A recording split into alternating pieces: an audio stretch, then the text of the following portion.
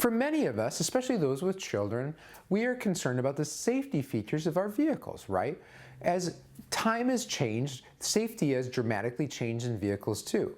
At some point, for many years, seatbelts weren't even in vehicles, right? It wasn't until I believe the early 70s that they started to become mandatory in the front seats even.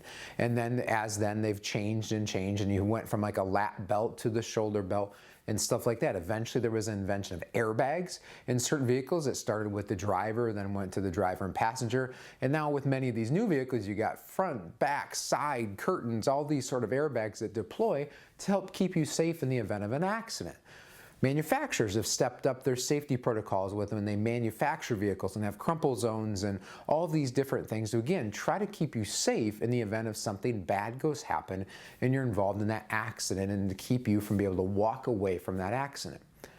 So, like we do here on Fix or Ignore It, take that vehicle analogy, you're fixing that home repair up and relating it to investments. What is the safety features of your investments, I ask? So when I think of safety in investments, I think of protecting against the risk. And what is the biggest risk for most people with investing is losing money. When we see our portfolio go from $100,000 to $70,000 or whatever the value of that is, we see it have a negative performance of some piece. Some folks are okay with that. Other folks don't want to see any negative. It's that uncle point that you have that every single investor is different and comfortable with. And that may change over the course of your life. So it's important to ask yourself these questions very often: is what is the safety features of my investment portfolio? While you're working and making contributions to maybe that 401k, 403b, maybe you don't have a lot of safety features built in. You're not worried about the crashes because you have time on your side to recover from those. But as you get closer to that retirement time, or you get closer to start needing that money for income, you're probably a little more concerned about those safety features.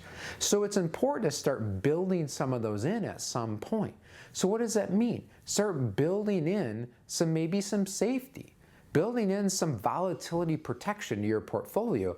So if you do get in that accident, we hit those challenging economic times where the market doesn't perform the way we want it to and it heads the wrong direction for a while, not all of your portfolio is subject to that accident, if you will.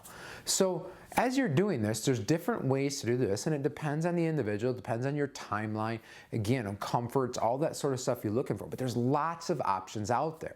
So as you're going through this, ask yourself that. What are those safety features of your vehicle? Are you comfortable with those?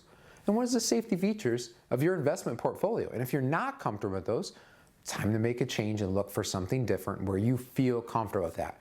I don't think there's much worse as anything worth as an investor when you open up your statement at the end of the month and you say the words, "I had no idea I could," and typically it ends, "lose something, this amount of money." Don't find yourself in that position. Consider adding some safety features to your portfolio.